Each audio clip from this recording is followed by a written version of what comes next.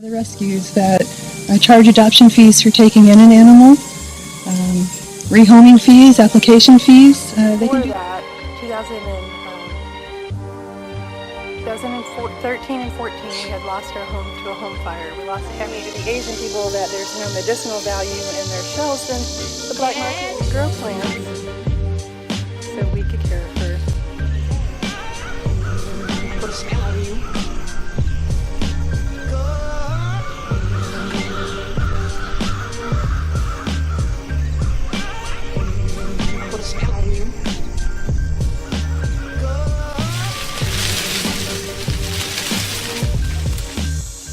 Well guys, today I thought we would talk about what makes Crazy Critters a rescue and why people trust us to take care of their loved pets. I thought we would do it in the Redfoot and Yellowfoot area that we call the Orange area, because I think that everybody will come out for a treat, which happens to be Missouri, of course, and a generic tortoise view.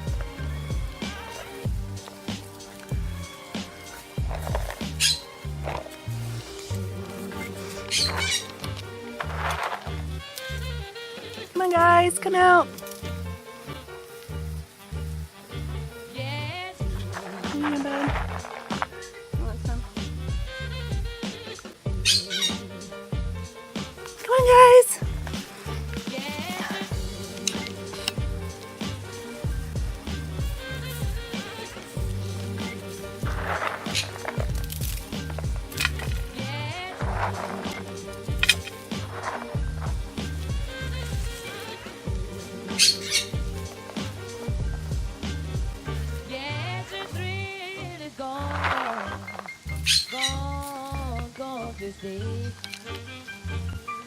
So our story began in 2017 when Ken built the greenhouse.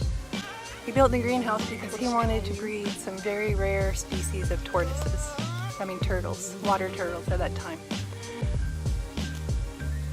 If I date us back before that, 2013 and 14, we had lost our home to a home fire. We lost everything, and I'm talking hardware, software, silverware, underwear. We lost it all, us and our teenage son. And at the time we had a wonderful collection of animals, mostly snakes. We were breeding some really high-end, high-dollar snakes that at that time nobody had, which was including some Hog Island boas, green tree pythons, and just a whole bunch of other species of snakes. And well, we didn't have house insurance, as if you're a supporter you already know, we've told you this story a million times. We didn't have house insurance because we owned our home and we're stupid sometimes. And well, we couldn't afford to rebuild our house and feed the exotic animals that we had raised for all those years. And so we had known a man who was building an education facility named Larry. And so we donated our collection to Larry, who then sold some of the collection to Discovery Reptile Center and the Serpentarium and some other places. So when we delivered these the snakes, Larry said, "Hey, I have these 2 male tortoises and they are so naughty. Will you take them for me, and you'd be doing me a big favor?" And so we basically kind of traded the snake collection for the 2 tortoises. We'll go meet them real quick and then I'll come back to the Redfoots. And then there's Big Boy, who lives with the brothers and Captain and the tortoise that was found walking around Umatilla.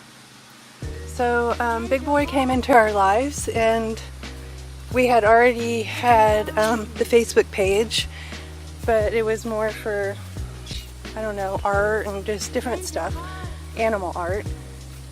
And we started sharing the things we learned about these animals, the tortoises. And eventually, this 18-year-old had followed us and wrote to us.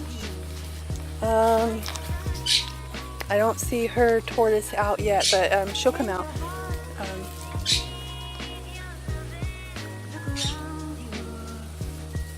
her tortoise. No, that's Ponzer, so that's not hers, but it looks just like Ponzer. Anyway, she writes us and she says she's 18 and she just got accepted to college in Miami, and she's raised a redfoot tortoise since she was 3 years old, and nobody in her family wants to help her care for the tortoise, but she just wants to go to school so she can get a better life for herself. And she says, if you'll take my redfoot in and just put pictures up on Facebook for me, then I can go to school and I could keep an eye on her. Little Bit is her name. The tortoise's name, Little Bit. So we took her in, and well, soon after that, Captain came to us, and just Leonard and Sheldon, and just all kinds of other adoptions. You know, the power of the internet is strong, and soon after we took in Little Bit and Captain and Leonard and Sheldon, we met a lady named Sandy Fisher. And Sandy Fisher, she didn't believe in animals as pets. She thought animals should be in the wild only, or at educational facilities. And even though we're not an educational facility like a zoo, she had seen that we were building a website and we were sharing positive information for real people to take care of real pets. We weren't glamorizing animals to make it sound like they were easy to care for, but we were definitely letting everybody know the exact ways. And it's not that we had known the exact ways, it's that we were learning the exact ways through our peers and people that we respect. So Sandy Fisher had wanted us to go further with our facility, and she had recommended us to go nonprofit. And it wasn't because we thought we were going to get all this free funding and all this free money. It wasn't for grants, it wasn't for sponsorships, it was for the tax exemption. The reason that we're a forever home is because these exotic animals, they take special care. And boy, these are a lot of animals that we would have to find homes for. And what normal rescues, they advertise the animal and they require adoption fees, rehoming fees. Well, if you're, depending on who you're talking to, you're talking about selling an animal. So isn't that the same thing as a pet store? Or just the word rescue makes somebody feel better for giving their animal up or surrendering their animal because they find a rescue search or application fees. Instead, we've decided to devote our entire family farm to these critters. When people find us, they know we're never going to sell their animal. They know that their animal is here and they can check up on them at any time. They know their animal is going to be cared for. And I'm going to give you examples of the whole entire recent conversation of us breeding. We have some tortoises that are here because their owners wanted their animals to be with other tortoises and to live a natural lifestyle, which includes propagating. Sheldon, Shelly is Yelly, got the yellow head. Sheldon's parents support us completely. Sheldon and Leonard and Bruno came from one set of parents. Well, Bruno came from it was a different rescue. But my point is they wanted us to breed with them. And we weren't even a conservancy at that time. We had just started copulation, and we were just getting our incubators dialed in, and we weren't even considering ourselves a conservancy. As we started adopting animals, then we were able to realize the broad scope of species we were working with. Many were native to the state of Florida. Many are still being wild caught and imported legally. Many are still being wild caught and imported on the black market.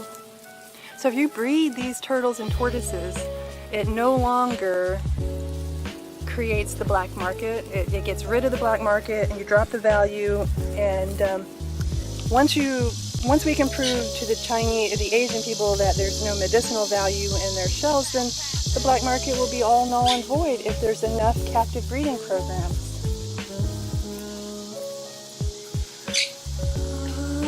That's not little bitty. So, back to my story. Lucinda came to us. Her owner wanted her to, well, live with Leo. And copulation and breeding is part of that. She was, that looks like a little bit coming right there. Maybe. I'll have to look at her when she gets here. Right there. So Lucinda's here to live with Louie and in hopes to create offspring. Forever is a long time. These redwoods here, some of them are only 4 or 5 years old and they have 70 years to live. 70 years.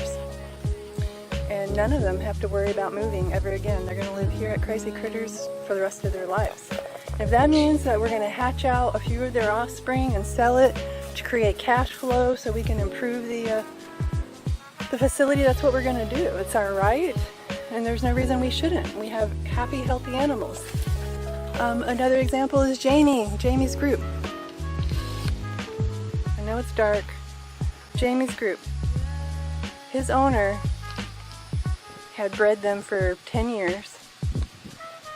He was able to move on to Burmese and Indian star tortoises, which are critically endangered if you don't know.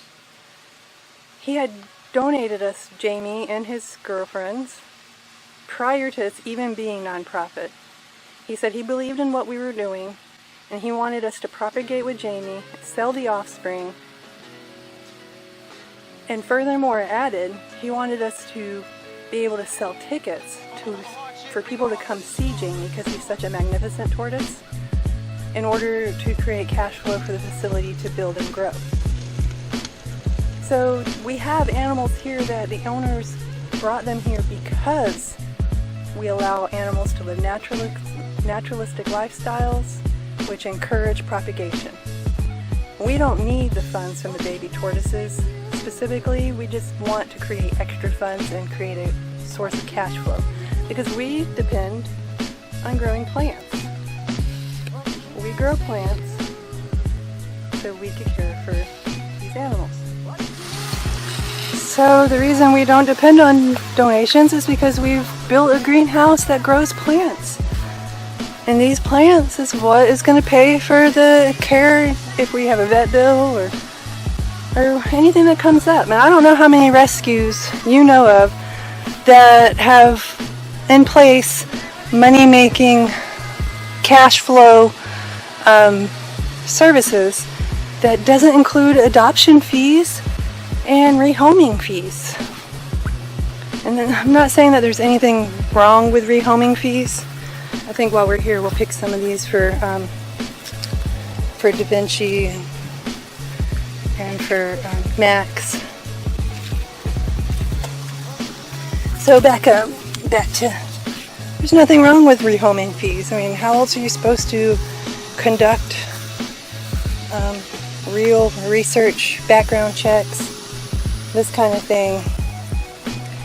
And I think my other problem was sometimes rescues think they're better than other people. Like they do better care, but I mean, we know of a rescue that once you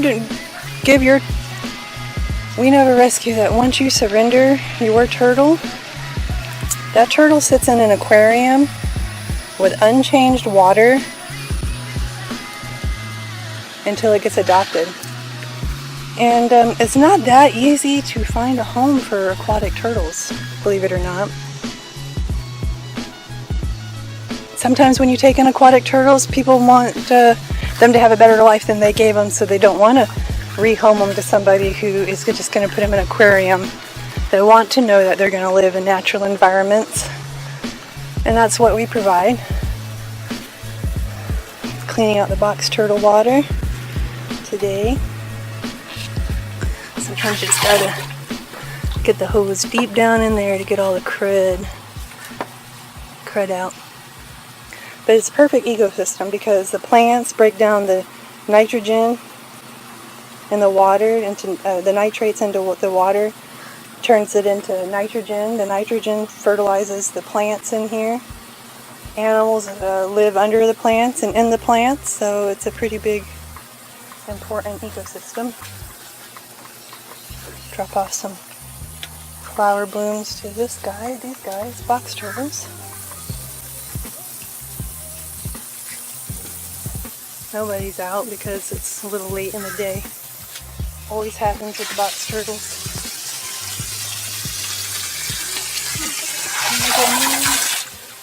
Do a little bit on this side.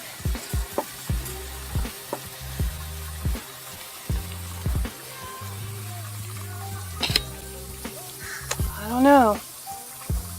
If I was to surrender my turtle, this is where I would want it to go. Even if it meant that they were to breed and make babies, and that rescue was to sell the babies to provide a better life for my animal that I can no longer care for. It used to be a win-win situation in our eyes, but now we realize that other people don't agree. Some of the other plants that we're growing, we were gonna put some new ponds in this corner last month or the month before, but we just haven't been able to because well, we need the space for these plants. $8 a piece. That's how we take care of the critters here at Crazy Critters. And at the same time, we cultivate food for them. It's about security. What is that supposed to mean? Money! What are you talking? He's got a lot of money. Now I hate you, you Well, I slow hate bastard. you. If you leave here, I hate you. What I hate you have you if you ever leave paid here. attention to anything that's been happening? I in the guess future? not. I think I must have misread all of those I signals. guess you did. Like we're out here selling tortoises. And we could. Ken and Sharice Purdy could sell tortoises and keep the money. There's nothing wrong with that. That's legal. That's moral. There's nothing wrong with it. But we don't. Tortoise money goes to building this facility. Keeping these animals happy and healthy.